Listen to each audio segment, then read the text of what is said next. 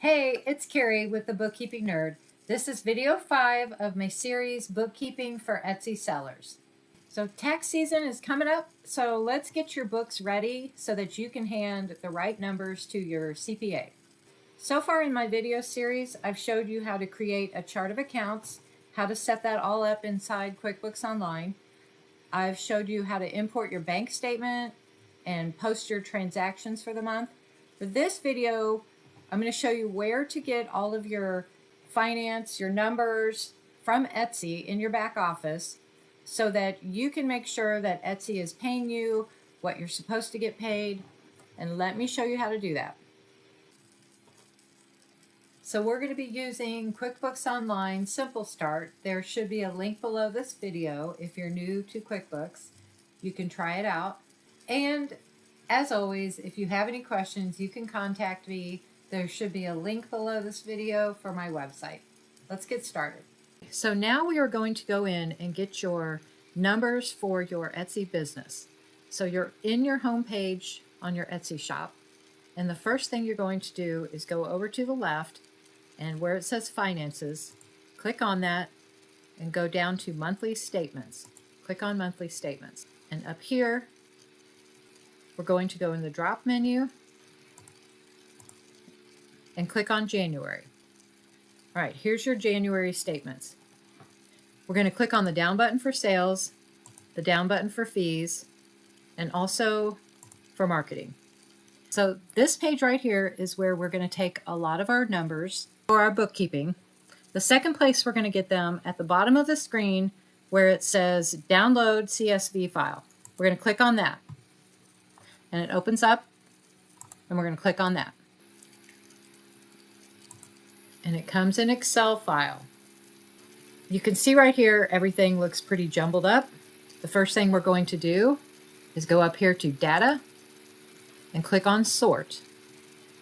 And it's going to say Sort By. Click on the drop down and click on Title and click OK. So now it's doing this for our January. It's got all these for listing fees, credit for listing fees. So the next thing we're going to do is we're going to separate these. So we've got our deposits and we want to separate that from the payment. So I'm going to click right here and do Control-Shift+. And I'm going to click entire row and I'm going to click OK. See how that added an entire row? I'm going to do that between each one. Control-Shift+, entire row. That way we can add these when we need to. Okay, so marketing fee, we're going to click here, Control-Shift+, entire row, and add one. It adds it right above it. Control-Shift+, go down to, got a lot of listing fees. Okay, we're going to do it right above the listing fees. Let's see, we got payment. Here's our payments. We're going to stop right here.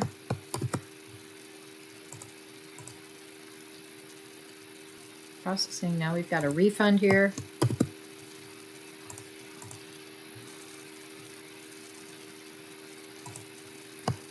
This is a credit for the refund, and I'll show you how to do that. See right here, you want to see what this $1.14 is about. Go up to C and see where it adds the plus sign. We're going to move that over. Move it over a little bit more. Okay, so refund to buyer for the sales tax. And this is the refund. Okay, so that's how you can see what that's about. Move that over.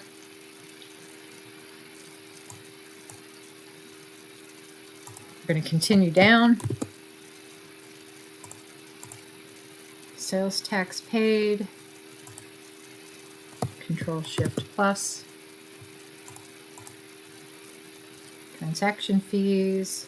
Okay, and so now I'm going to show you how to add these. And what I like to do is when there's just one in the category like this charge for a refund, I just like to hit done so I know that's done. Credit for listing fee, go directly under this and do equals sum, parentheses, highlight them, end parentheses, and hit enter. Okay, and then done to the right of it. This one we know there's only one. Credit for Okay, credit for transaction fees. I like to do all transaction fees together, whether it's for shipping. Enter. Done. Marketing fee. Done. And this is for a client. Listing fee. Equals sum. Go back up and highlight. And end parentheses and enter. Okay. Once we get all these numbers, then I'll show you, oops, let me put that up here, where to put them. Payment for order equals sum. Oops. Enter.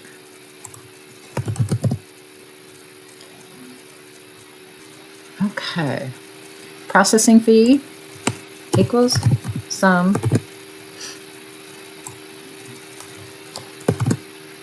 Enter. Done. A refund on an order. Refund for sales tax. That goes with that refund. Sum.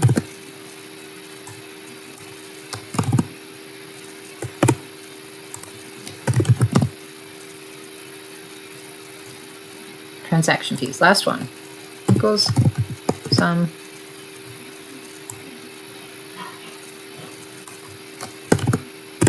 Enter. Okay. In the next video, I'm going to show you a third place to get information, and then we're going to put it all together in QuickBooks.